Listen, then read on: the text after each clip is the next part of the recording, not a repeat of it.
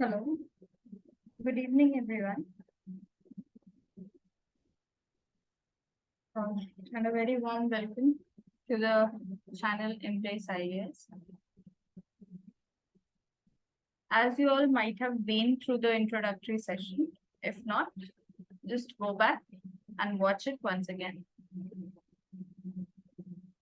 Sir might have introduced you about what the agenda is going to be and how we are going to proceed from here. So from today, we are starting with our topic of current affairs. We are starting with current affairs. Why did we choose current affairs to start here to begin with first is? Current affairs has two inherent points in it. Number one, it's a very vast area to be covered. And number two, it's a section which is very ambiguous. देखो vast तो बहुत से subjects होते हैं. When you look at modern Indian history, it's a vast subject, but it isn't ambiguous. क्यों? क्योंकि आपके पास spectrum है, आपके पास राजीव वहीद की बुक है, you know what to study. But in current affairs, the problem arises that maximum of you, a majority of you, don't know actually what to study and from where to study. As Sir might have told you, that for current affairs, you have to be very particular with one source. We will be taking it as the Vision IAS magazine. Why Vision IAS? See, this exam is a comparative exam. It's not an absolute exam. It's not about how you are performing in that exam. It's more about how others in your competition are performing. So at least a source that everyone is following, you must be very much thorough with it. So we'll be picking up with the Vision IAS magazine. Second thing, अब जब आपको current affairs पढ़नी होती है तो current affairs हमें prelims perspective से भी पढ़नी है और मेंस पर्सपेक्टिव से भी पढ़नी है. मेंस के लिए personally I feel that you are not going to do enough with these magazines. अब क्या करना है? सबसे पहली चीज आपको डेली न्यूज़पेपर्स फॉलो करना है. Daily newspaper means a single paper जो भी आपको इजीली समझ आ रहा है. जिनको हिंदू समझ आता है वो हिंदू फॉलो कर, जिनको हिंदू नहीं समझ आता है they have an alternative as Indian Express. Both are equally good. Anyone you can very easily follow. ठीक है, हिंदू नहीं समझ आता है, हिंदू की लैंग्वेज टफ है, go for Indian Express, no problem. Both are equally good. ठीक, लेकिन कोई एक न्यूज़पेपर आपको पढ़ना है. अब न्यूज़पेपर क्यों पढ़ना है? न्यूज़पेपर हमें पढ़ना है सिर्फ अपने पर्सपेक्टिव्स बिल्ड करने के लिए. कोई नोट मेकिंग नहीं करनी. 3-3 घंटे न्यूज़पेपर लेके नहीं बैठना है. ईयर एंड के लिए एक बंडल अपने लिए इकट्ठा नहीं करना है. सिंपली सिर्फ आपको पर्सपेक्टिव्स बिल्ड करने हैं. कोई भी टॉपिक आप पढ़ रहे हो तो you will get to know कि इस टॉपिक में हम कितने डायमेंशंस में सोच सकते हैं. ठीक, क्योंकि mains answer writing is all about dimensions. जितने डायमेंशंस आप बिल्ड कर लेंगे उतने ही डायमेंशंस आपको हेल्प करेंगे आपके आंसर को और एनहांस करने. अब आता है एक दूसरा सेक्शन. बहुत सी जगहों पे there is a doubt regarding whether it will be Yojana or we should study some other government magazine like India Yearbook के बारे में. there are many speculations कि India Yearbook से questions आते हैं मेंस के लिए. it's important. दूसरा आता है आपका Kurukshetra. so let me tell you very sincerely, सबसे पहली चीज है आपको अपने सोर्सेज मिनिमलिस्ट रखने हैं. इसलिए मिनिमलिस्ट रखने हैं क्योंकि ये सब आप लास्ट में रिवाइज नहीं कर पाओगे. I can guarantee you if you are studying each and everything, you aren't going to revise it at the end. And something that you aren't revising, it's of no use because until and unless you revise, you wouldn't be able to recall it in your examination hall. And most important thing is to recall whatever you have learned. तो हमें बहुत limited रहना है. तो सीधी सी बात, सबसे पहली चीज हमें एक करंट अफेयर्स मैगजीन फॉलो करनी है जो कि हम लोग यहाँ पर विजन की मैगजीन का एनालिसिस आपके लिए करेंगे. सर ने आपको बताया होगा विजन की मैगजीन के एनालिसिस में हम क्या करेंगे. पहले हमने विजन की मैगजीन को 3 पार्ट्स में डिवाइड किया है. We will be analysing all those topics और all those materials that have been given in the magazine itself. इसके अलावा हम क्या करेंगे, इसके अलावा हम आपको वन पेजर्स देंगे ऑफ सर्टेन टॉपिक्स, जो कि उन मैटर्स से, जो सब्जेक्ट मैटर आपकी मैगजीन में गिवन है उस सब्जेक्ट मैटर से रिलेटेड कुछ एक्स्ट्रा इन्फॉर्मेशन होगी, जो कि आपके प्रीलिम्स और मेंस दोनों के लिए इम्पोर्टेंट है। एंड ये जो एक्स्ट्रा इन्फॉर्मेशन हम दे रहे हैं, this will be completely PYQ based. ठीक है, हमने पीवाईक्यूज एनालिसिस कर रखे हैं, we are doing it for you, you don't have to worry about it. तो हम इसके बेसिस पे आपको ये टॉपिक्स देंगे और हम आपको दिखाएंगे भी बाय इंटरलिंकिंग कि how these topics have been asked in PYQs. ठीक है, be it prelims be it mains. तो ये हमारा एजेंडा रहेगा विजन के लिए। दूसरा काम जो हम लोग कर रहे हैं वो है योजना। देखो, कुरुक्षेत्र के लिए ट्रूली स्पीकिंग, कुरुक्षेत्र हर महीने की इंपॉर्टेंट नहीं होती है, आपको नहीं पढ़नी। There are certain Kurukshetra like related to rural development और related to science and tech in rural areas और रिलेटेड टू एग्रीकल्चर, जो आपको कुछ ग्राउंड लेवल डेटा देती हैं। तो ये जो आपके लिए इंपॉर्टेंट चीजें होंगी, ग्राउंड लेवल डेटा देती हैं, ऐसे किसी भी कुरुक्षेत्र को, जो भी मंथली कुरुक्षेत्र आती है उसको हम कवर करेंगे। डोंट वरी फॉर इट, आपको नहीं पढ़नी है, आपको ना योजना पढ़नी है ना आपको कुरुक्षेत्र पढ़नी है, हम पढ़ रहे, we are there for you. हम आपको इसे सिंप्लीफाई करके प्रोवाइड करेंगे for the perspective of UPS. अभी I will be teaching Yojana to you today, आज का हमारा एजेंडा योजना ही है। You will realise how I have over simplified the explain. ठीक है, योजना जिस पैटर्न में दी है आपको उस पैटर्न में आंसर नहीं लिखना है, हम आपके लिए उस पैटर्न में सिंप्लीफाई कर रहे हैं जिस पैटर्न में आपको आंसर्स लिखने हैं। राइट, तो ये हो गया हमारा current affairs. Regarding the schedule of classes, sorry wait for a second.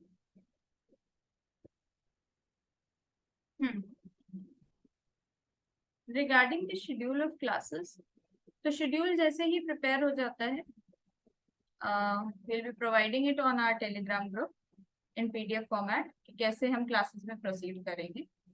For a broad idea, let me tell you, your current affairs section and your history static section. This history will include your ancient medieval, which is the most unambiguous section. Ancient medieval, modern India, art and culture, all included into it. So this I will be dealing history, economy, and you can take a science center, right? History, economy, and science center I'll be dealing.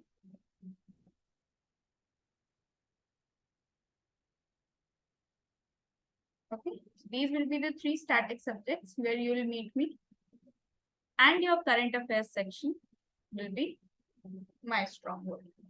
Apart from this, what will sir be dealing with is your geography, including mapping, both India and world geography. Then he'll be dealing with environment and your quality IR sections. Okay, this will be what sir will be doing for you. तो बातें बहुत सारी होगी, let us start with our today's class. तो आज हम start कर रहे हैं योजना के साथ। ओके, योजना में हमें कैसे पढ़ना है चीजों को अभी आगे वाली स्लाइड्स में आई टेल यू। सबसे पहली बात तो हमें अपने सिलेबस के अकॉर्डिंग उसको जीएस पेपर वाइज डिवाइड कर देना है। तो हमने देखो क्या किया है, हमने योजना के आर्टिकल्स को दो पार्ट्स में बांटा। पहला पार्ट है आपका रिगार्डिंग जनरल स्टडीज। तो इस बारी की योजना में, जून 2023 की योजना में, वी हैव 3 टॉपिक्स जो कि हमारे जनरल स्टडीज के लिए रेलेवेंट। पहली चीज है मिशन लाइफस्टाइल फॉर एनवायरनमेंट। ये मिशन पीएम नरेंद्र मोदी ने लॉन्च किया है। ओके, ये मिशन टारगेट कर रहा है are climate change related risk.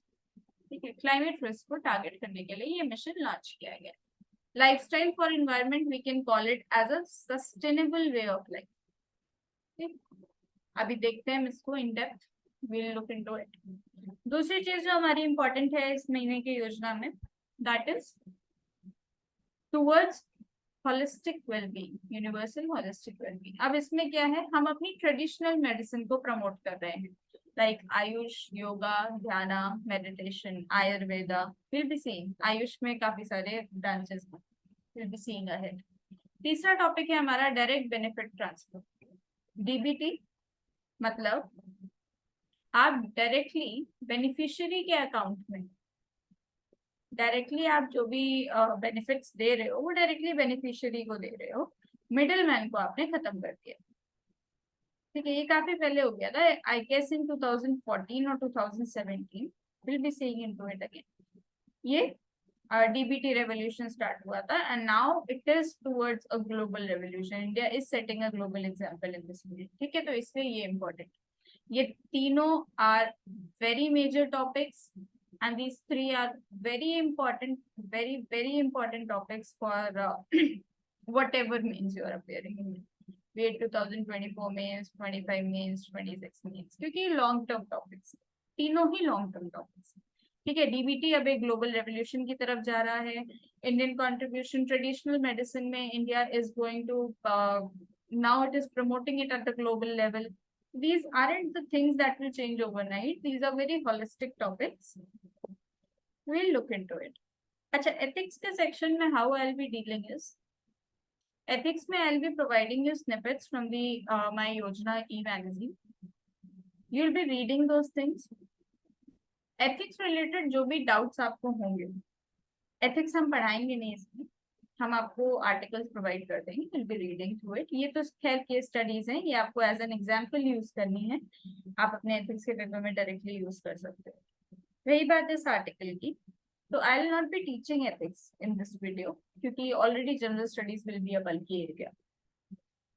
Instead what I will be doing is, हमने आपको आर्टिकल्स के स्निपेट्स प्रोवाइड कर रखे हैं, you will be reading it on your own. जो भी डाउट्स आपके होंगे, just mention it in the comments section. Okay, I'll be resolving it for you. I'll be telling you how you have to deal with that article. And if you guys demand a special video on the ethics section of Yojana, then definitely I'll be creating it for you. Okay, फिलहाल हमारा focus general studies पे है. Clear? So let's proceed. अब आते हैं mission life पे। तो क्या है ये मिशन लाइफ? लाइफ का फुल फॉर्म है lifestyle for environment. So we are proceeding towards lifestyle for environment. मतलब हम अपनी लाइफस्टाइल को इस हिसाब से डिजाइन करें कि वो एनवायरमेंट सस्टेनेबिलिटी में हेल्प करे, will help the environment to remain sustainable. Clear? अब देखो, इसको हमने डिवाइड कर रखा है वेरियस सब टॉपिक्स। मिशन लाइफ है हमारा ब्रॉड टॉपिक। सब टॉपिक से सबसे पहले हम देखेंगे कॉन्टेक्स्ट क्या है, फिर हम देखेंगे ये कॉन्सेप्ट क्या है, फिर एक बिगर पिक्चर देखेंगे हम, क्लाइमेट चेंज, क्या चल क्या रहा है क्लाइमेट चेंज में, क्यों ये इतना बड़ा इशू है। फिर इस मिशन के 3 फेजेस हैं, हम उनको भी देखेंगे। Then we will be talking about sustainable development, क्योंकि देखो everyone in this video, everyone who will be watching this video or this lecture will not be a person who will be very much trained in this field or a very much like into this field throughout years. कहने का मतलब ये है कि हर video देखने वाला कोई experienced बंदा नहीं होगा. There will be novice children, there will be children who might be entering into this field. तो उनके लिए जरूरी है कि हम इतना छोटा सा कॉन्सेप्ट भी एक्सप्लेन करें. होता क्या है sustainable development, why we all are talking about sustainable development, होती क्या है सर्कुलर इकोनॉमी.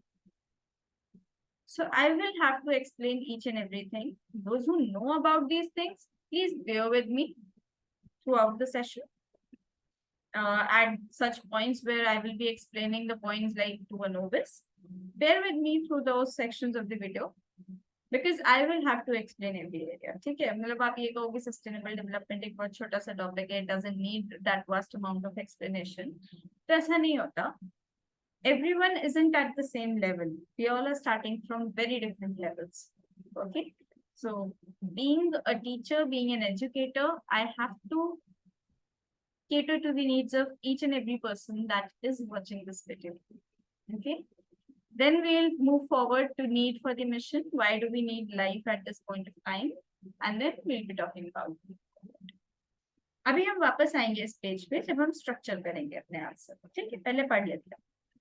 तो स्टार्ट करते हैं कॉन्टेक्स्ट से.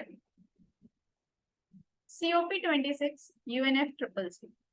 जिनको नहीं पता है ये क्या है, अभी एक इंट्रोडक्टरी पार्ट के लिए हम आपको बता देते हैं. This is an international climate change organization. International climate change organization. अभी के लिए इतना ही जान लो. जब एनवायरमेंट आपको सर पढ़ाएंगे तो he will be teaching about certain bodies to you, जो कि इंटरनेशनल एरेना में या नेशनल एरेना में काम कर रही हैं टुवर्ड्स क्लाइमेट चेंज. तो UNFCCC उन्हीं में से एक है. COP क्या होता है? COP का फुल फॉर्म है कॉन्फ्रेंस ऑफ पार्टीज. ठीक, तो COP ये UNFCCC की मीटिंग्स होती हैं. तो अभी इसकी 26th मीटिंग में, COP26 में, जो कि अभी रिसेंटली कंक्लूड की गई है, Prime Minister Narendra Modi, Honorable Prime Minister Narendra Modi, has shared this vision of one life, one world. One life, one world. See, यहाँ पे एक concept I'll like to explain you about the global village. क्या होता है ये global village concept? देखो, village economy को जो माना जाता है उसको सेल्फ सस्टेनेबल इकोनॉमी माना जाता है, right? Self sustainable economy.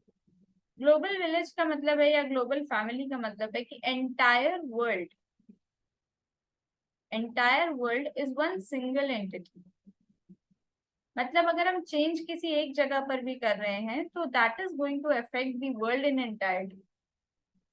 Okay, और अगर हम कोई गड़बड़ किसी एक जगह पर भी कर रहे हैं तब भी वो पूरे वर्ल्ड को अफेक्ट करने वाली है.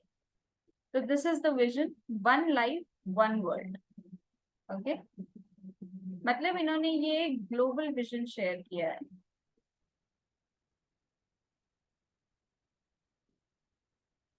With respect to our plan of life. अब हम देख लेते हैं क्या है ये कॉन्सेप्ट. पहला पॉइंट हो गया हमारा कॉन्टेक्स्ट. क्यों न्यूज में है ये? न्यूज में इसलिए है क्योंकि हमारे honourable prime minister Narendra Modi ने COP26 में UNFCCC के एक मोटिव दिया है, that is one life one world. देखेंगे भी आगे मोटिव क्या है. अब आते हैं कॉन्सेप्ट पे. The concept involves an amalgamation of sustainable development and inclusive growth. देखो, आप इनकी अगर लिटरल डेफिनेशंस में जाओगे तो they are a much critical kind of definitions. मतलब एक नए बच्चे को उतना इजीली समझ में नहीं आती. तो late me explain you in very layman terms. Sustainable development क्या है? देखो, प्रेजेंट डे जो सोसाइटी है या प्रेजेंट डे इकोनॉमीज हैं, इनके साथ इशू क्या है? इशू है, एक इनके पास एक डायलेमा होता है. क्या डायलेमा होता है?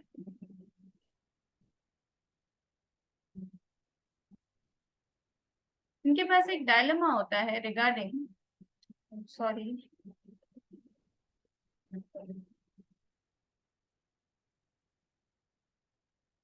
इनको डेवलपमेंट भी करना है because every economy needs development. इनको GDP ग्रोथ भी करनी है, लेकिन इनको इन्वायरमेंट को भी साथ लेके चलना होता है. क्योंकि अगर ये नेचुरल रिसोर्सेज को एग्जॉस्ट करते रहेंगे या उनको रेगुलरली डिस्ट्रक्ट करते रहेंगे, so what will happen at one point of time कि आपके सारे नेचुरल रिसोर्सेज जो हैं वो एग्जॉस्ट हो जाएंगे. और जब नेचुरल रिसोर्सेज एग्जॉस्ट हो जाएंगे then you will not be able to fund this development. तो इस डायलेमा को रिजॉल्व करने के लिए आ जाता है हमारा कॉन्सेप्ट ऑफ सस्टेनेबल डेवलपमेंट. क्या कहता है ये कॉन्सेप्ट? सस्टेनेबल डेवलपमेंट कॉन्सेप्ट ये कहता है कि we should make use of the resources sustainable development का कॉन्सेप्ट ये कहता है, ये है आपका रिसोर्स, कोई भी रिसोर्स है, वुड ले लो, वाटर ले लो, कोई भी resource, etcetera, use it, but use it in a way कि आपके यूज करने के बाद भी ये आपकी आगे आने वाली जनरेशन के लिए प्रिजर्व किया जा सके।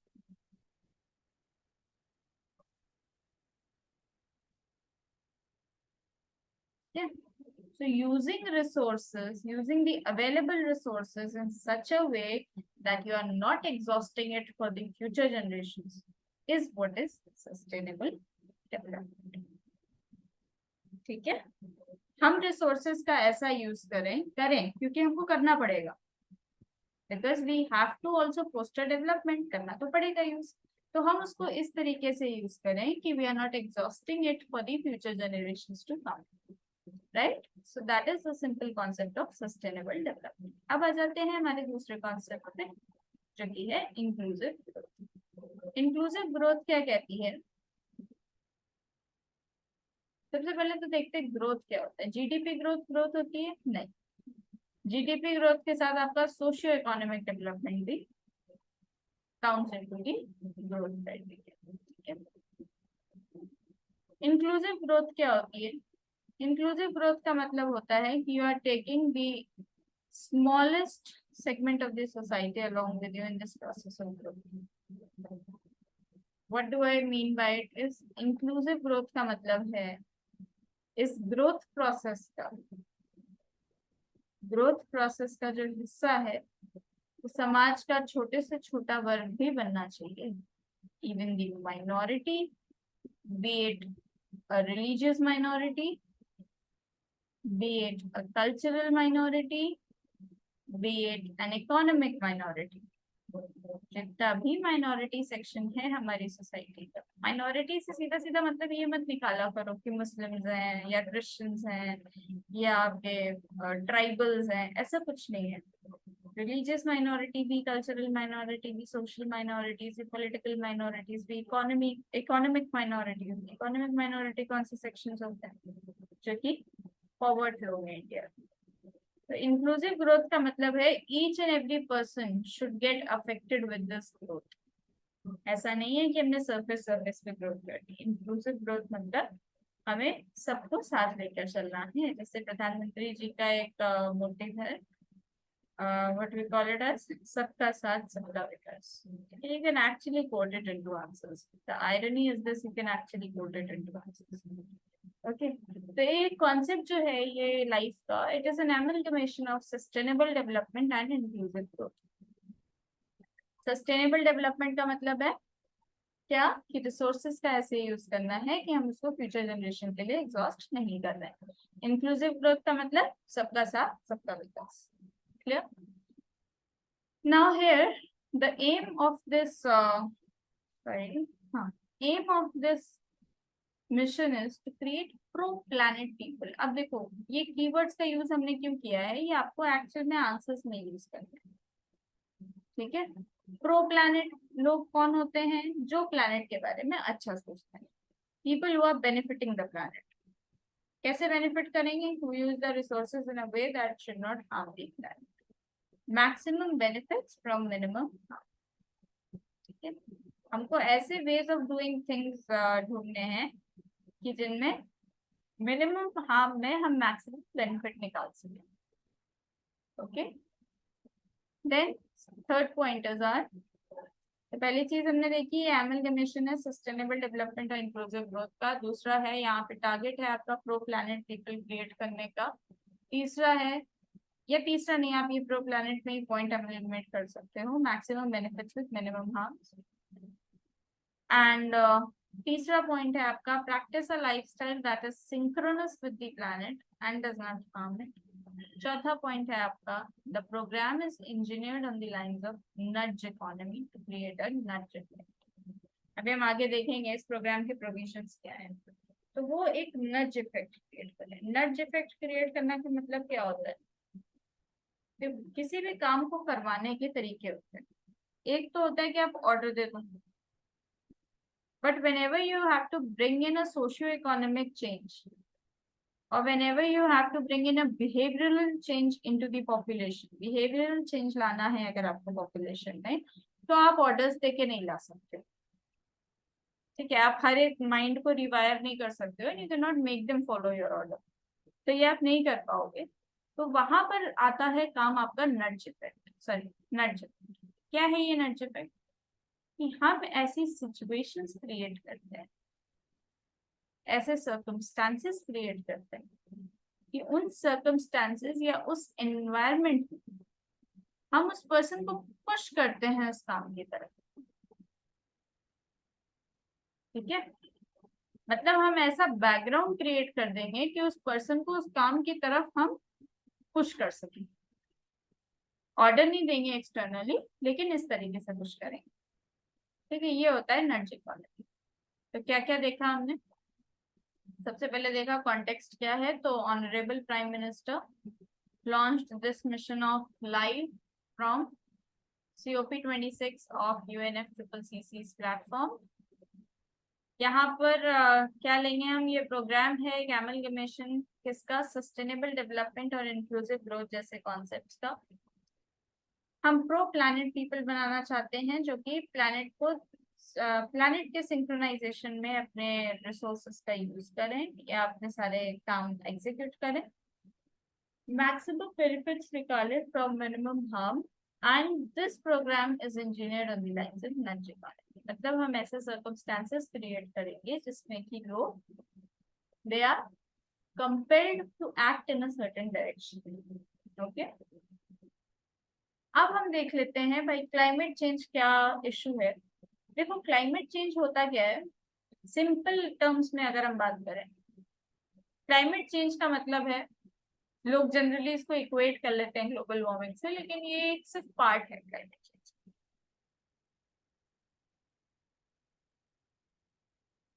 Global warming can be termed as a beginning of climate change.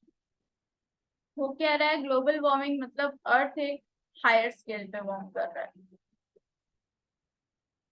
Earth warming at an higher scale. ठीक, ओजोन लेयर डिप्लीशन एक और हिस्सा है इसका. ठीक, ओजोन लेयर के डिप्लीट हो जाने से भी क्या हो रहा है? एटमॉस्फेरिक हीट जो है आपकी,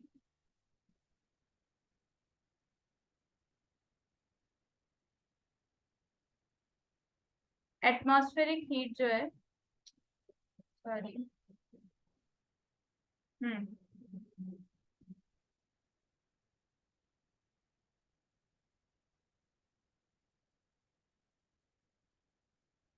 वेट फॉर अ सेकेंड.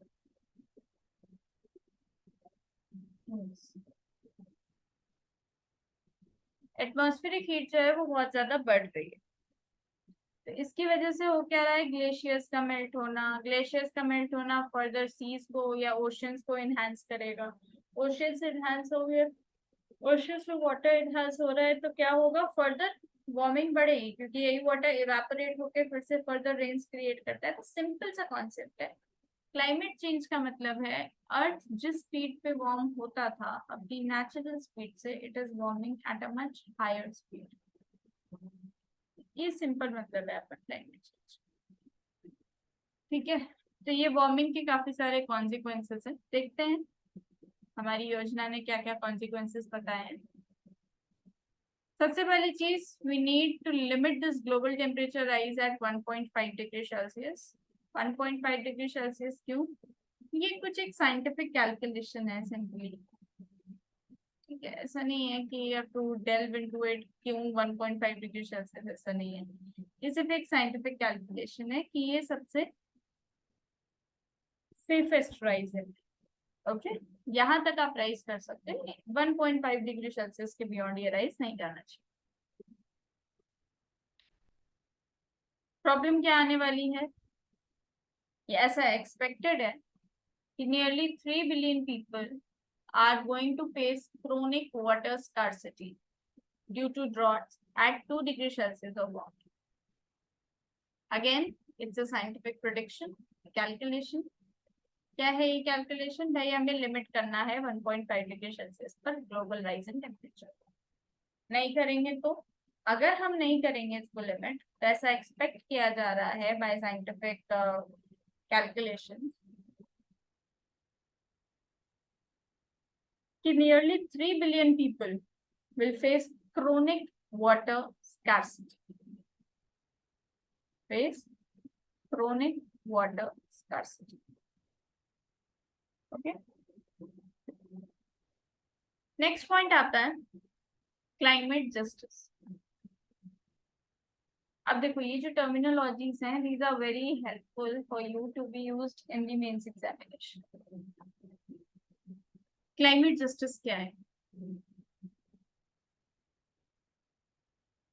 यहाँ पे जो हमने पॉइंटर्स दे रखे हैं, you will need to understand it, क्योंकि these pointers are very short and crisp, ताकि नोट्स बहुत ज्यादा लंबे नहीं हो, वरना what will be the purpose अगर हम भी योजना जितनी बड़ी मैगजीन आपको बना के देते हैं, that's not the purpose here.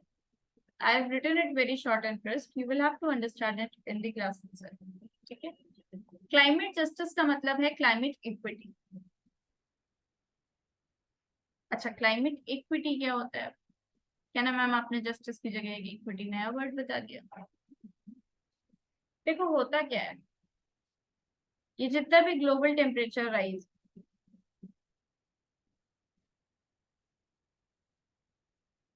Initially हमने आपको एक कॉन्सेप्ट बताया था ऑफ ग्लोबल विलेज, मतलब एंटायर वर्ल्ड जो है वो एक सिंगल एंटिटी है। अगर सिंगल एंटिटी है और इसमें कुछ अच्छा करने से, एक जगह कुछ अच्छा करने से बाकी पूरे वर्ल्ड में अच्छे उसके आफ्टर इफेक्ट्स आते हैं, तो कुछ बुरा करने से पूरे वर्ल्ड में इसके बुरे इफेक्ट्स आएंगे। एम आई राइट? तो इस वजह से हालांकि rise in temperature global, rise in temperature जो है वो हालांकि ग्लोबल कंसर्न है, लेकिन इसके लिए रिस्पॉन्सिबल हर एक कंट्री नहीं। हम अफ्रीका को ले लेते हैं।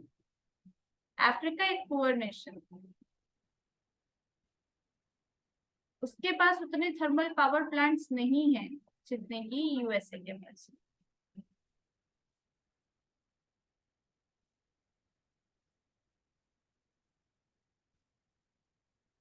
अच्छा चलो, डोंट टेक यूएसए, कंट्रोवर्सी में नहीं जाना, इंडिया से कंपेयर करना। अफ्रीका के पास उतने थर्मल पावर प्लांट्स नहीं है जितने इंडिया के पास। तो जितना कोल इंडिया बर्न कर रही है, उतना क्या अफ्रीका बर्न कर रहा है? नहीं कर रहा। लेकिन क्लाइमेट चेंज तो ग्लोबली हो रहा है, even Africa is being the sufferer of it. अब यहाँ दिक्कत क्या आती है कि अफ्रीका है एक गरीब नेशन, सब पुअर नेशन, ये उतना कंट्रीब्यूट तो नहीं कर रहा है, लेकिन ये बेयर नॉर्मल कंट्रीज से ज्यादा करेगा। क्यों? क्योंकि इसके पास इनसे डील करने का इंफ्रा भी नहीं है, और ना ही इसके पास इतना बजट है कि is going to spend it, या sorry the country is going to spend it on mitigating और on adapting the climate change, right? So here it comes to, sorry, herein comes the concept of common but differentiated responsibility. क्या है ये concept? This concept is आज सबकी एक common responsibility है।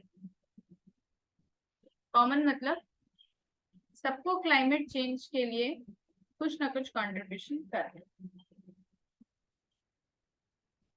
Climate change mitigation के लिए कुछ ना कुछ कंट्रीब्यूशन करना। लेकिन अब इसमें डिफरेंशिएशन क्या है? डिफरेंशिएटेड रिस्पॉन्सिबिलिटी क्या है?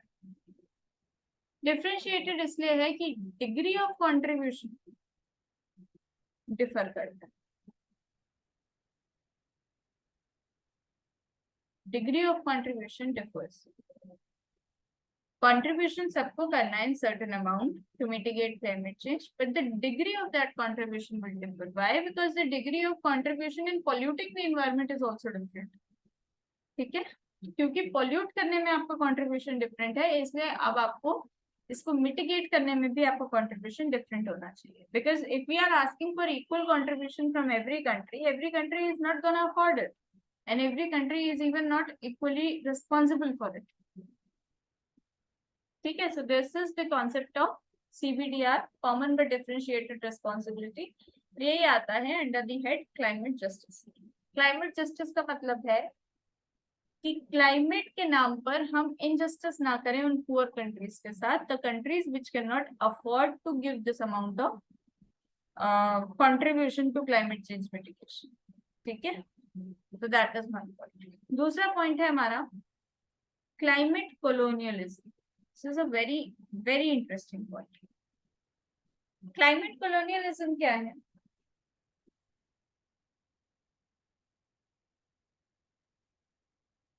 Let me explain you with an example. अभी कुछ नए इंस्ट्रूमेंट्स लॉन्च हुए हैं in the environment market which are certain carbon pricing instruments.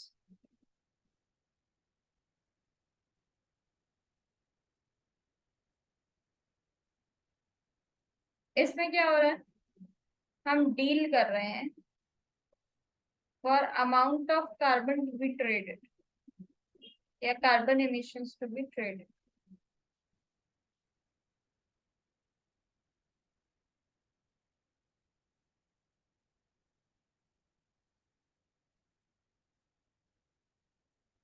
मतलब अगर कोई country 100 ton of carbon emit कर रही इन वन डे, ठीक है, 100 टन ऑफ कार्बन एमिट कर रही है एक दिन में, और एक दूसरी कंट्री है जो सिर्फ 20 टन ऑफ कार्बन एमिट कर रही है एक दिन में. लेकिन कोटा इन्होंने सबको दे रखा है 50 टन एमिट करने. अब ये कम एमिट कर रही है, ये ज्यादा एमिट कर रही है. डेफिनेटली डेवलप्ड कंट्री है, या डेवलपिंग कंट्री भी हो सकती है, इमर्जिंग डेवलपिंग या डेवलप्ड कंट्री. लेकिन ये जो है ये या तो एक अंडर डेवलप्ड कंट्री है या एक under developing country, right.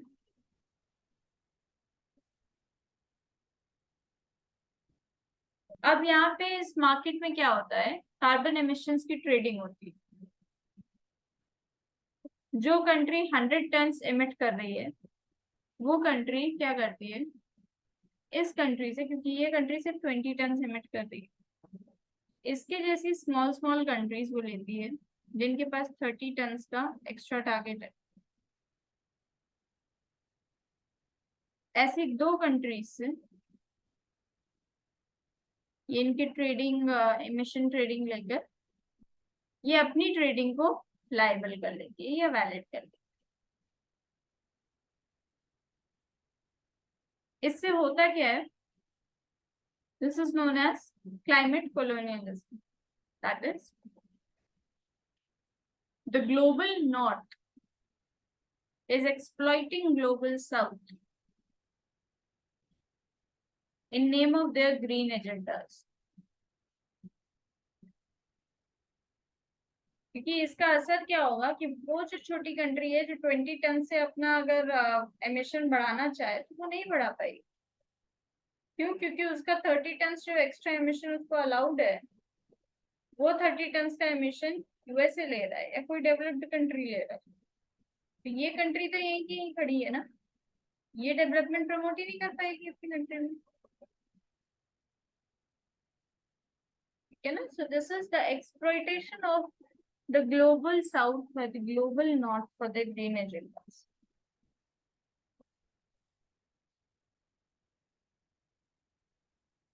Then your next point is carbon colonialism.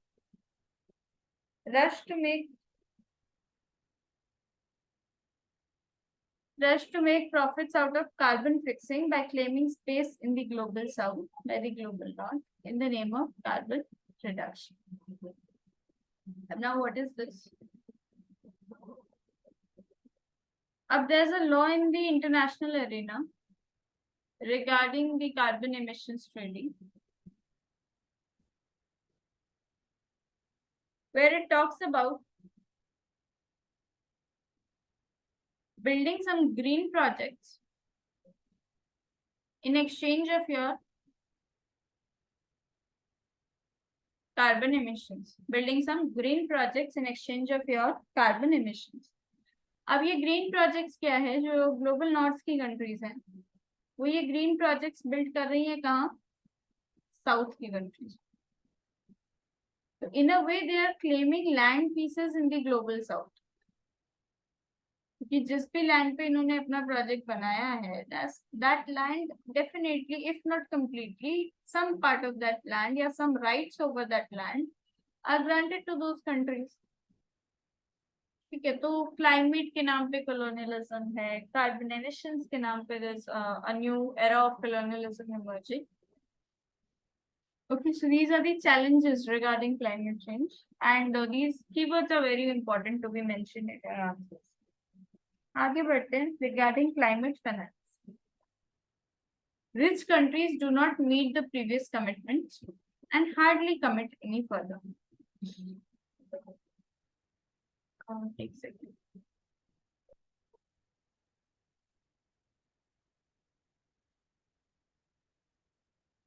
Rich countries जो हैं, डेवलप्ड कंट्रीज, वो कभी अपना कमिटमेंट पूरा नहीं करती हैं regarding the financial donation that they are giving to this climate change mitigation projects. $100 billion इन्होंने प्रॉमिस किया था ग्लासगो में कि 2023 तक ये उसको मीट करेंगी और 2025 तक इस अमाउंट को डबल भी करेगी. बट अभी तक इन्होंने ये 100 बिलियन प्रॉमिस्ड अमाउंट ही नहीं दिया, and it's mid of 2020, right. So these are some of the challenges. आगे बढ़ते हैं. Climate denialism. देखो, ये क्लाइमेट डिनायलिज्म जो है ये दोनों लेवल्स पर हो रहा है. पॉलिटिकल लेवल्स पर भी हो रहा है एंड इंडिविजुअल सोशल लेवल्स पर भी हो रहा है. People aren't aware of climate change, so they're denying any kind of change that's occurring. क्योंकि इन चेंजेस का जो पेस होता है ना, that is also very slow. ये ऐसे नहीं ओवरनाइट अपियर होता है कि क्लाइमेट चेंज की वजह से ओवरनाइट कोई प्रलय आ गई या समथिंग लाइक दैट, नहीं अपियर होता है. So because these changes are very slow in their pace, so they are not observable changes. And since people aren't well informed about these changes, so they are taking them for granted and they're denying that any such change even occurs. अच्छा, political level पे क्यों deny कर रहे हैं भाई? चलो लोगों के लेवल पे हमने देख लिया कि they are not known about these things, इसलिए वो डिनाई कर रहे हैं.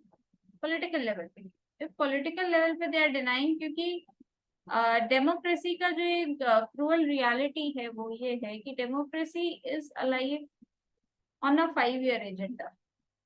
उनका अपना एक 5 साल का एजेंडा होता है. उनके लिए वो टॉपिक ज्यादा इम्पोर्टेंट हैं जो टॉपिक्स अगले 5 साल में उनको अगली बार सीट दिलाने वाले. Climate change isn't an important topic for them, right? They are seated in a very proper environment, या they are seated in a very proper setting. उनको कुछ नहीं होने वाला. They are thinking कि उनको कुछ नहीं होने वाला है with climate change.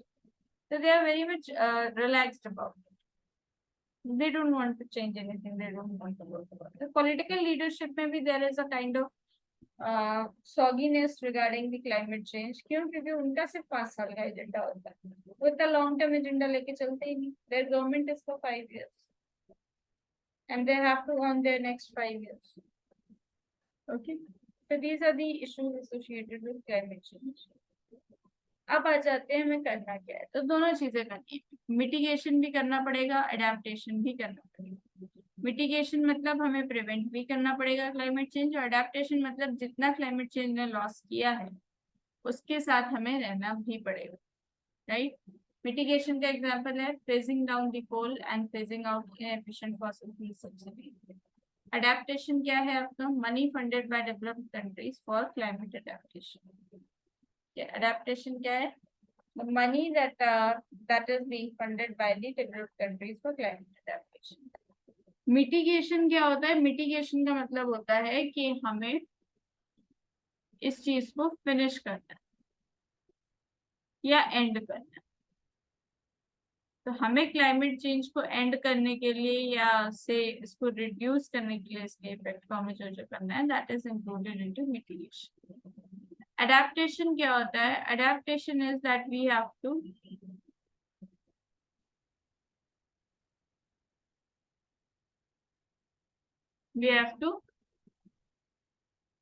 adapt to the changes that already climate change has made.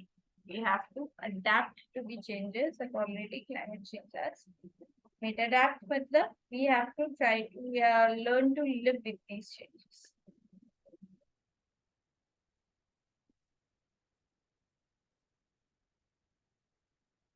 Okay? दोनों चीजें करनी है, खत्म करने की कोशिश भी करनी है, बिकॉज कम्प्लीटली हम क्लाइमेट चेंज को रिवर्स नहीं कर पाएंगे। तो जो चेंजेस ऑलरेडी क्लाइमेट चेंज की वजह से आ गए, we have to learn to survive in that. Okay, अब देखते हैं what is the India's case है।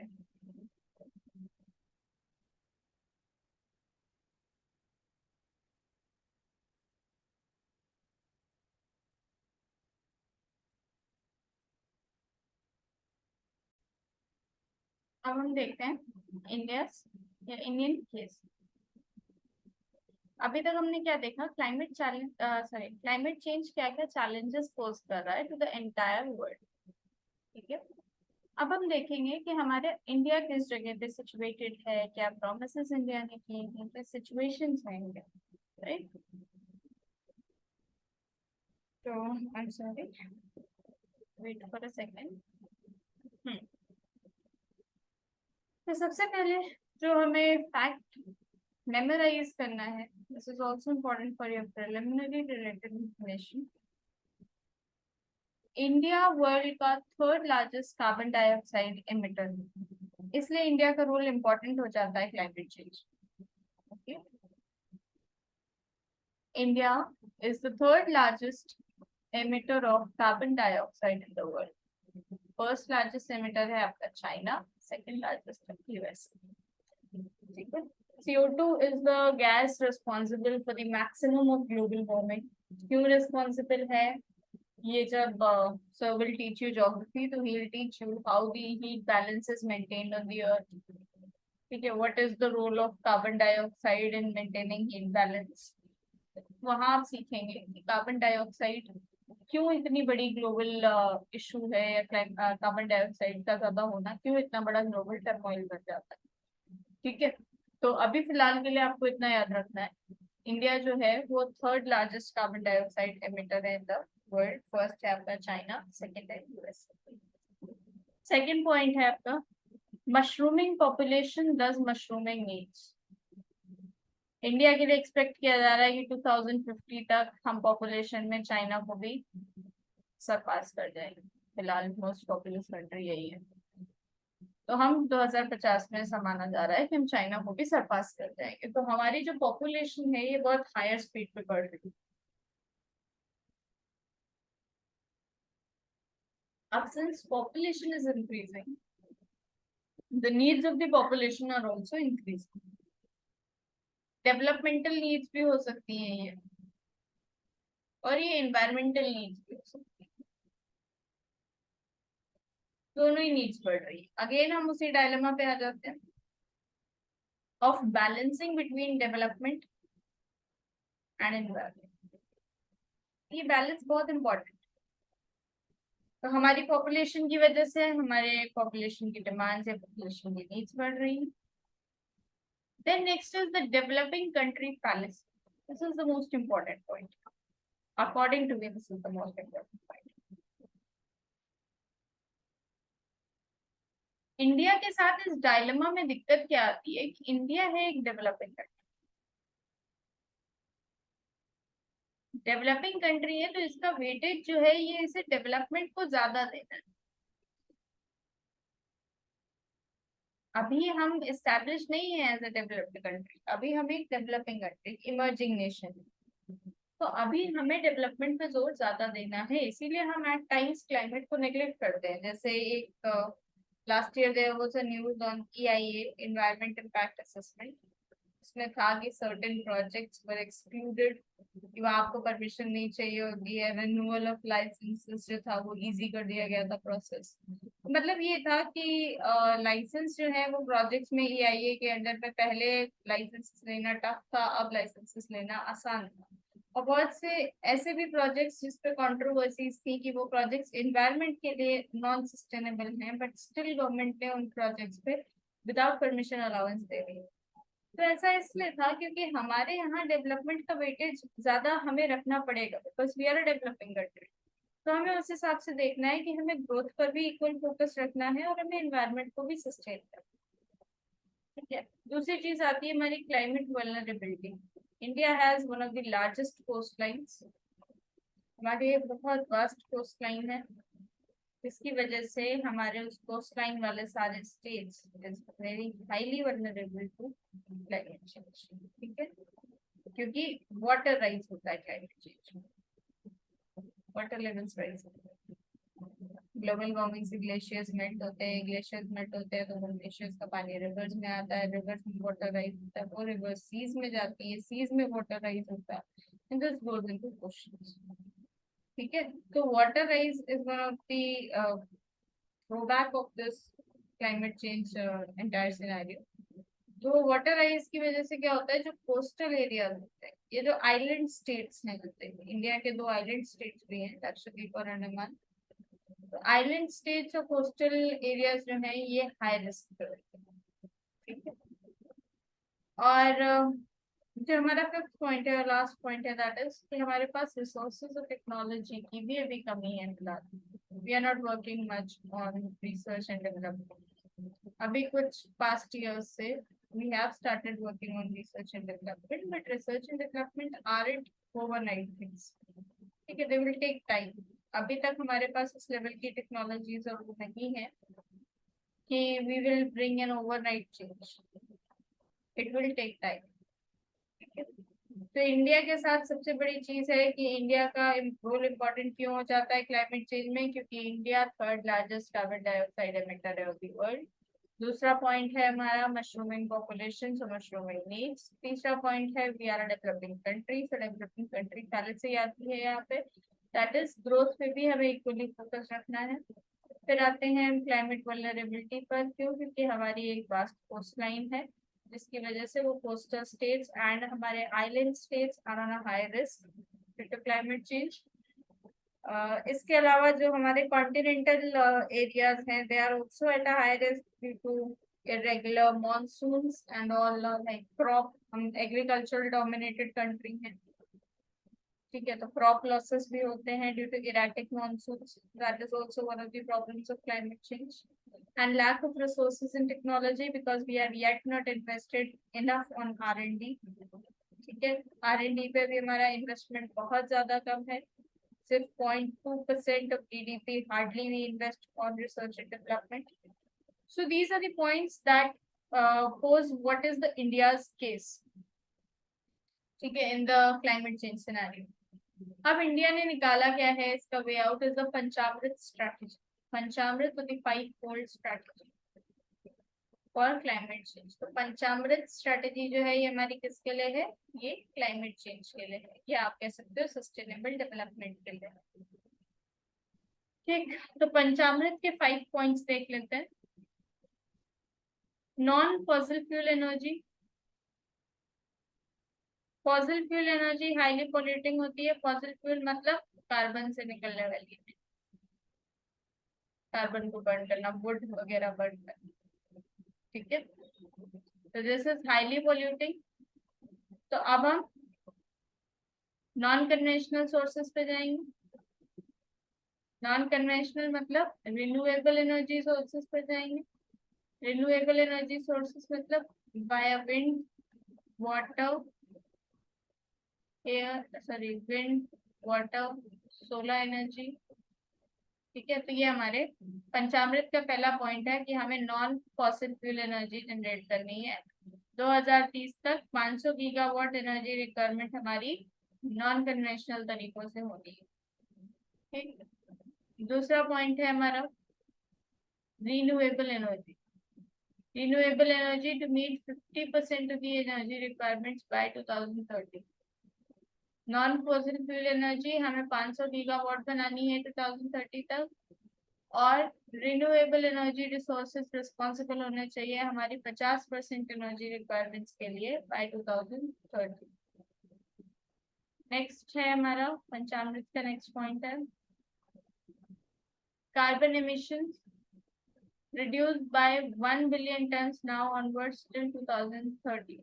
मतलब आज से हम 1 billion ton, sorry sorry sorry, हाँ आज से हम 1 बिलियन टन अपने कार्बन एमिशन को लिमिट करेंगे। बाय 2030 हमें हर ईयर 1 बिलियन टन कम करना है आर कार्बन एमिशन। फिर आते हैं carbon intensity, reduce it by 45% by 2030। Carbon intensity मतलब हम कितना कार्बन का यूज कर रहे हैं। Carbon intensity means amount of carbon that we are using या amount of carbon that we are investing into our industries. Okay, so that becomes your carbon intensity. ये हमें रिड्यूस करनी है 45% तक 2030। फिर फिफ्थ और आखिरी पंचामृत का पॉइंट है हमारा net zero emissions. Offsetting the emissions of GHG by absorbing of an equivalent amount of CO2 from the atmosphere by 2070। तो नेट जीरो का टारगेट हमने इंडिया ने दिया है ऑफ 2070। तो what is this target, like target net zero क्या होता है, सबसे पहले तो ये समझ लो।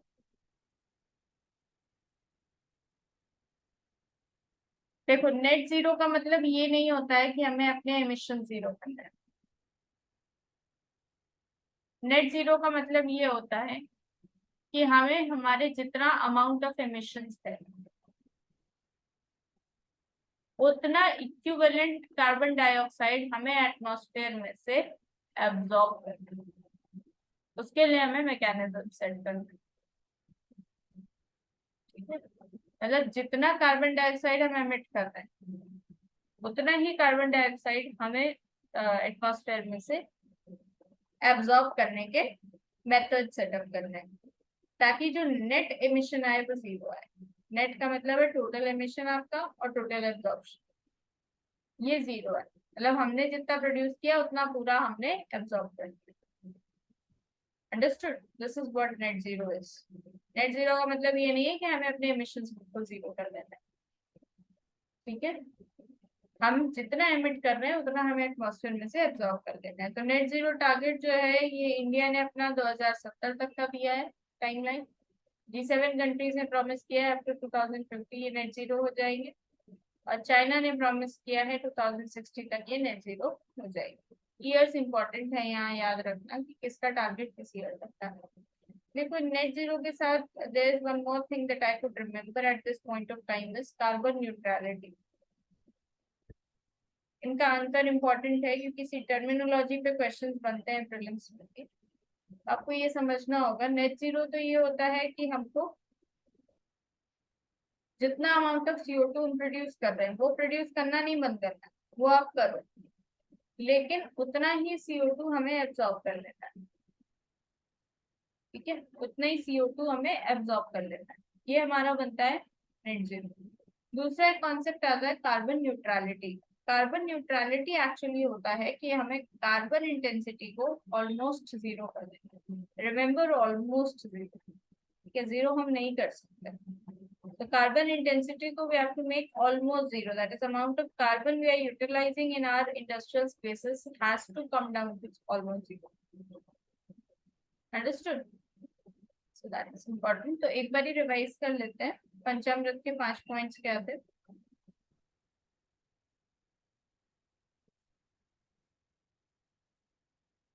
Wait for a second.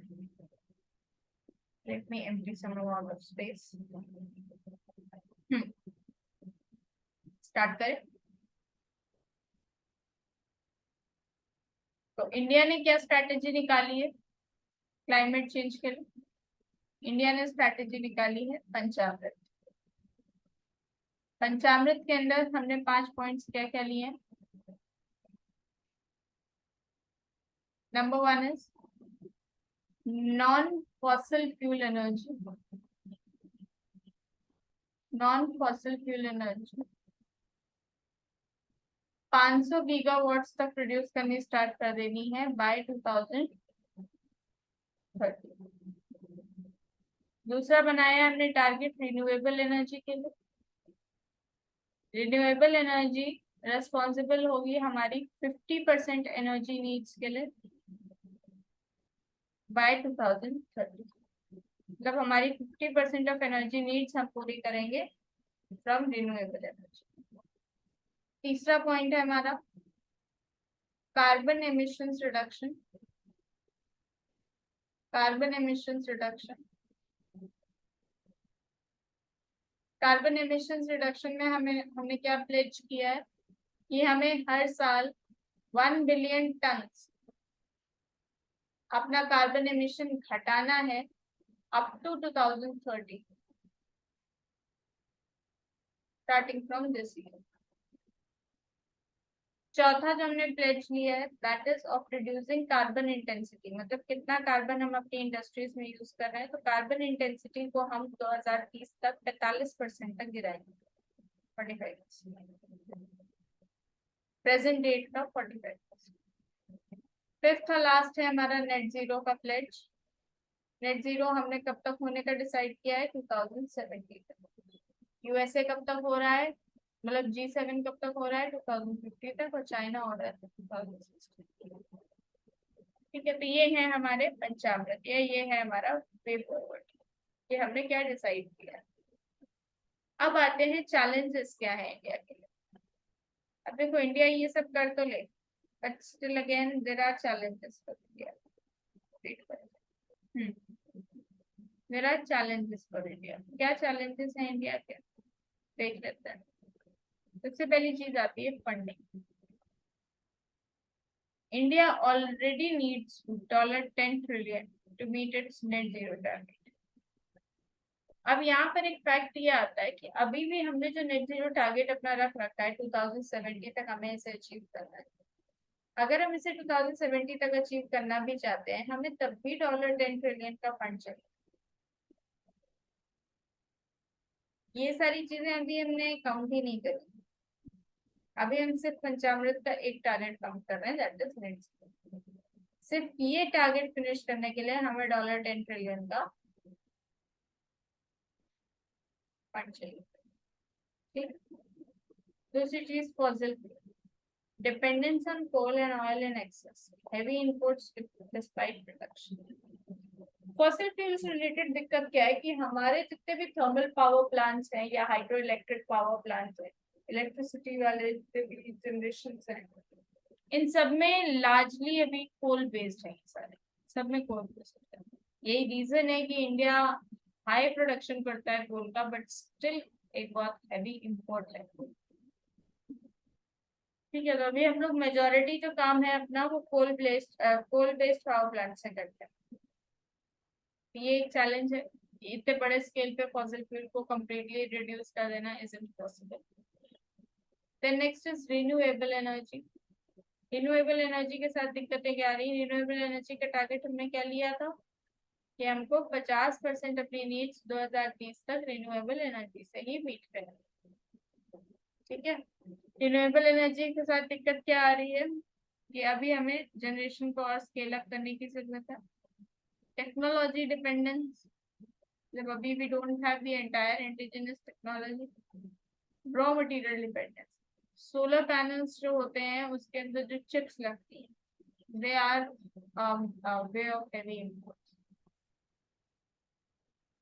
We aren't indigenously producing, वो चिप्स हमें बाहर से मंगानी पड़ती है। ठीक है, तो रॉ मटेरियल का इशू आता है, टेक्नोलॉजी डिपेंडेंस का आता है, and your generation is still up to a very sub optimal level, not at the required level.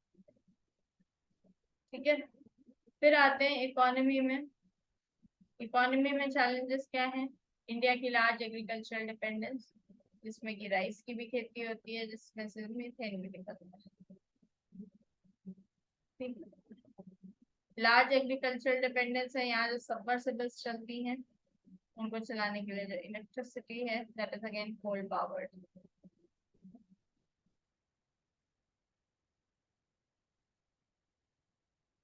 ठीक है। लैंड एग्जॉस्शन तो खैर होता ही है एग्रीकल्चर में। Apart from this these are other problems. Animal rearing, sorry, animal rearing against it's like for release of methane or for degrading of land, degrading of grasslands। ठीक है। Manufacturing focus, ये एक major problem है। How is manufacturing focus a problem? Since independence what we have done is we have ignored the secondary sector of economy, we have bypassed it। तो इसकी वजह से manufacturing deficits भी आते हैं हमारे कंट्री। ठीक है। तो दिक्कत क्या क्या है इंडिया के लिए? पहली चीज तो फंडिंग की दिक्कत है कि अभी जो हमने 2070 तक का नेट जीरो का प्रॉमिस किया है, अभी उसी को पूरा करने के लिए हमको $10 ट्रिलियन की फंडिंग चाहिए। सेकेंडली, फॉसिल फ्यूल पे अभी फिलहाल तो बहुत हैवी डिपेंडेंस है, तो इसको ड्रास्टिकली कम कर देना isn't possible, isn't practically possible. फिर आते हैं रिन्यूएबल एनर्जी के साथ प्रॉब्लम क्या है? तो प्रॉब्लम है regarding its generation, it's at a very lower pace. Technology dependence, technology काफी हद तक we have indigenous technologies but still they are not completely indigenous। ठीक है। Raw material dependence, I have given you an example of the chips for the solar power plants। ठीक है, we have to import it। Economic problems are that we are an agricultural dependent country, animal rearing, animal from agriculture, the rice cultivation releases methane। So all these things have to be kept in mind।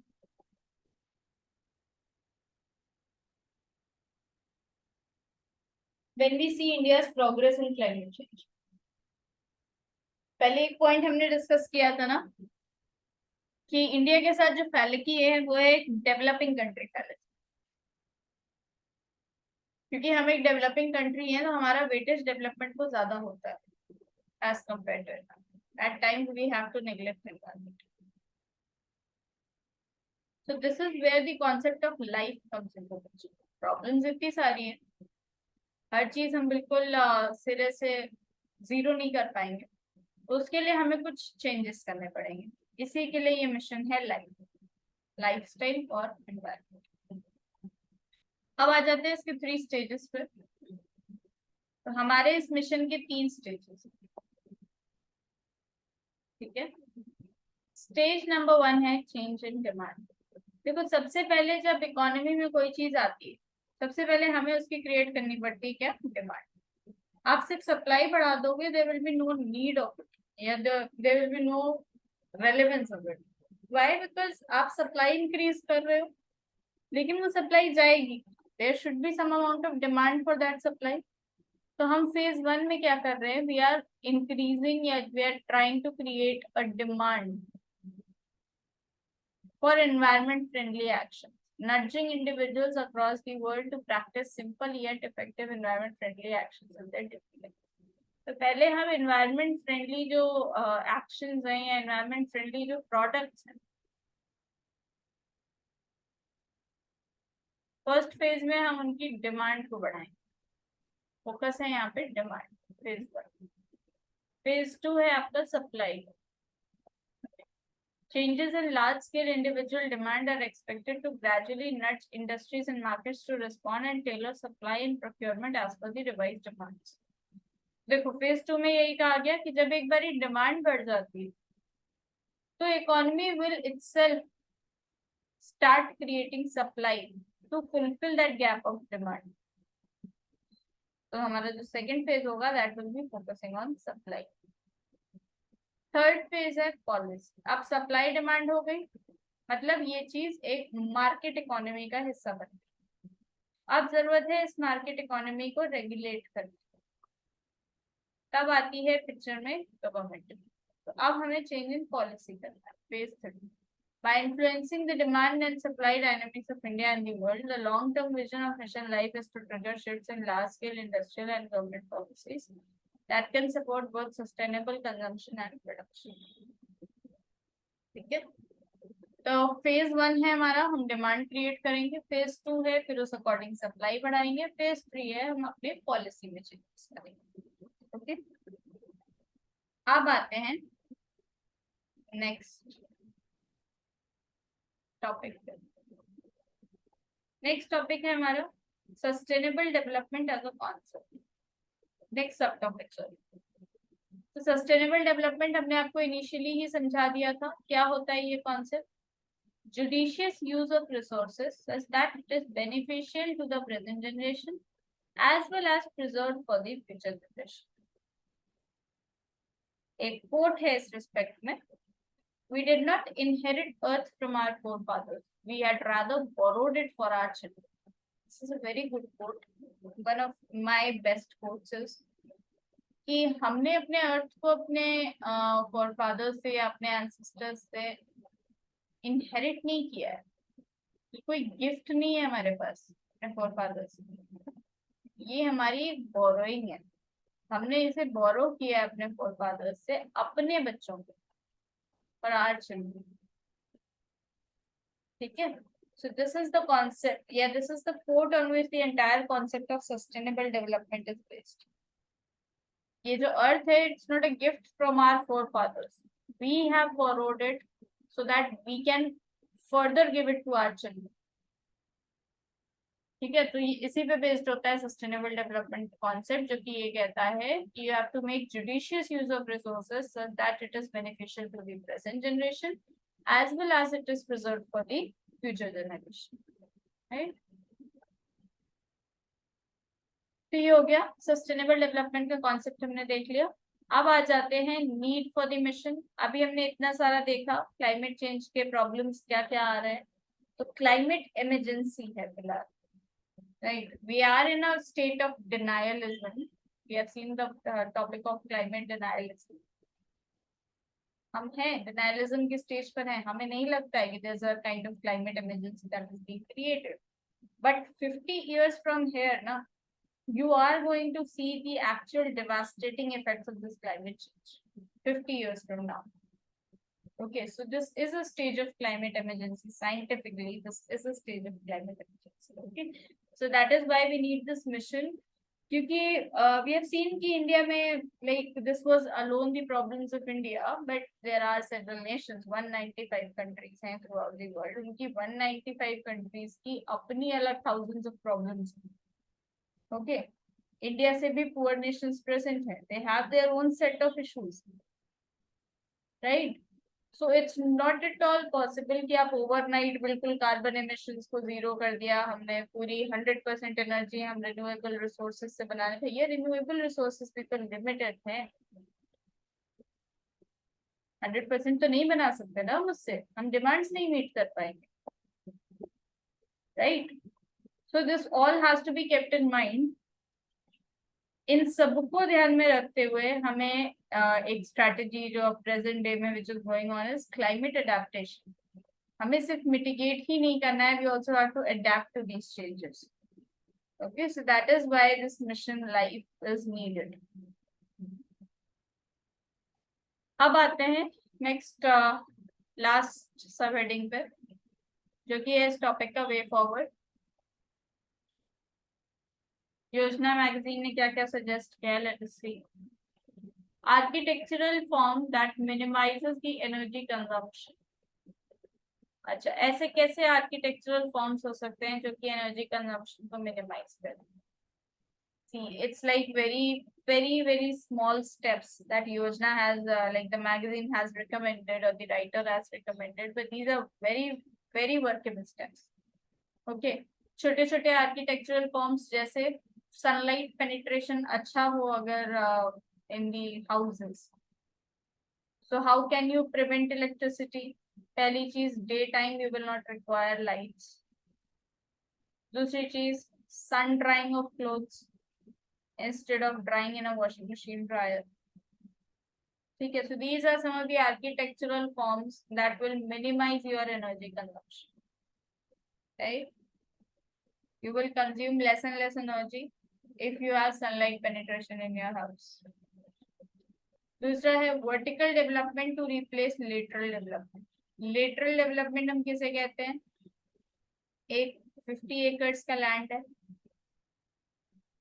हमने उस 50 acres के land पे हर एक एकड़ में एक एक bungalow बना दिया. So what we'll have is 50 bungalows. Who all will be living in this? 50 families. Instead हमने क्या किया? एक एकड़ पे हमने एक 27 फ्लोर्ड अपार्टमेंट बना दिया, 30 फ्लोर्ड अपार्टमेंट बना दिया. Okay, so 30 families are living on that same 1 acre of land.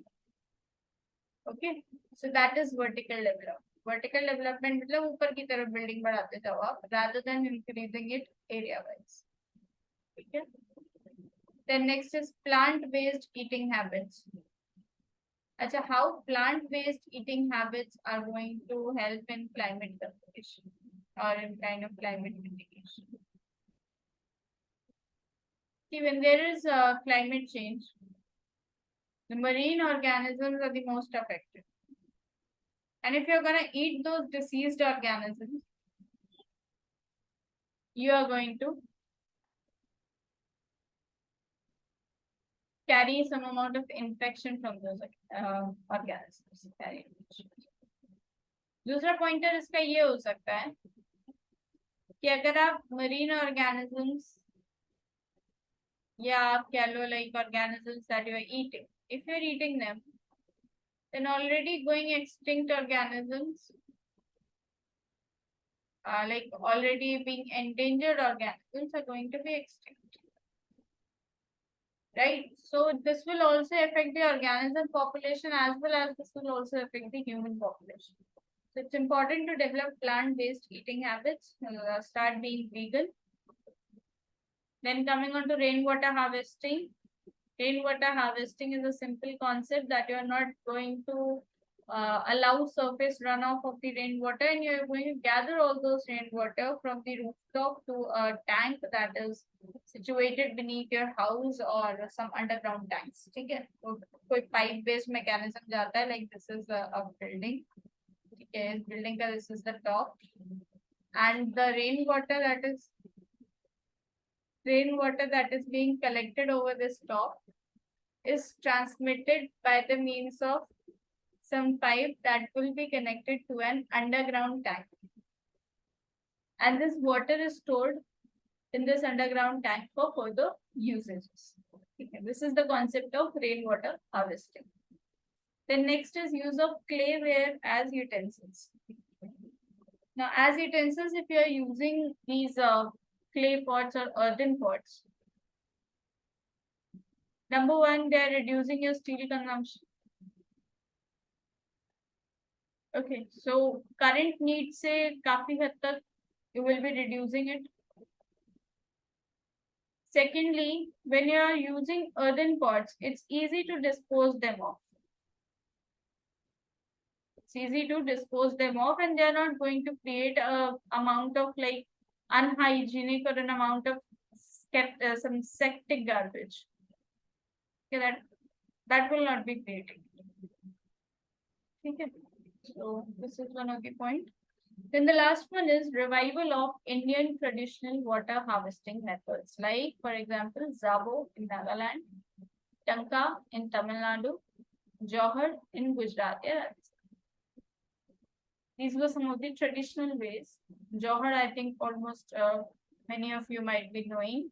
जो well बनी होती थी, इसमें सीढ़ियों टाइप के structures होते थे. Even if water recedes, it would have stored in these some storage points. Okay, so that was water harvesting systems. Okay, so now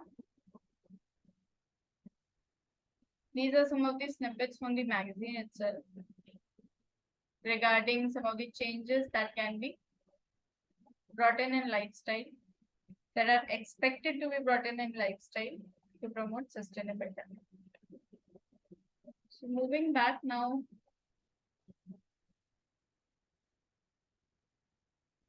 to this introductory page of Mission Life. Let's revise once. Context क्या था?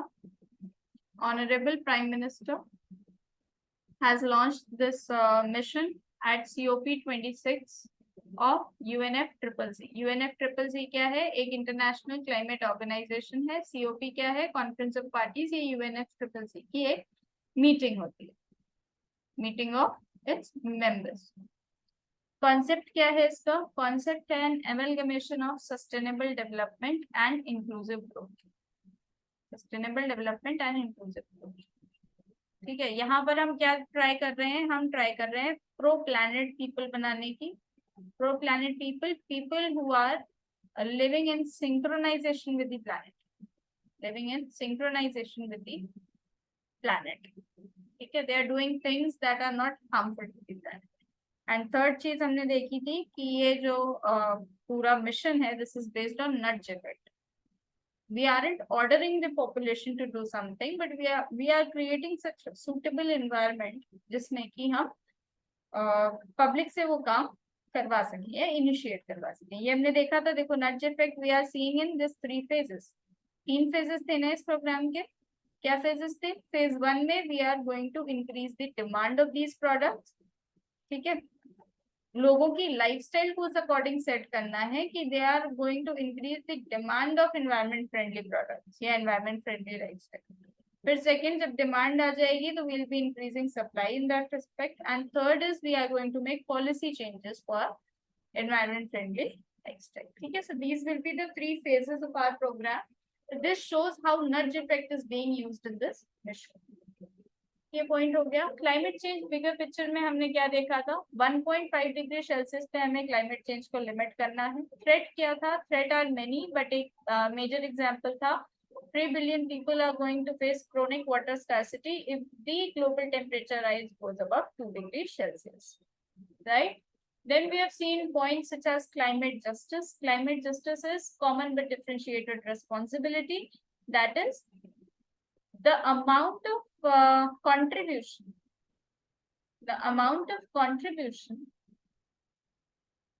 that a country is making to climate change mitigation or adaptation efforts should be in synchronous with the amount of contribution that that country has made in polluting the environment. Okay, जितना उसने pollute करने में contribute किया है, जितना उसका pollute करने में कंट्रीब्यूशन रहा है, उतना ही कंट्रीब्यूशन हमें उससे लेना है in mitigation related changes. Right? So that is climate justice. We don't have to exhaust countries, or we don't have to exploit countries in name of climate. फिर हमने देखा था climate colonialism, जहाँ पर हमने एग्जाम्पल देखा था ऑफ कार्बन emissions trading. किस तरीके से global north is overpowering over the global south. Okay, in the name of climate. Then we have seen carbon colonialism. ठीक है. Then we have seen climate denialism. We are not ready to accept that there is some amount of climate change going on because these processes are very slow in their pace. Okay. Then we have seen sustainable development as a concept. Sustainable development as a concept is that we are using the resources in such a way, resources used in such a way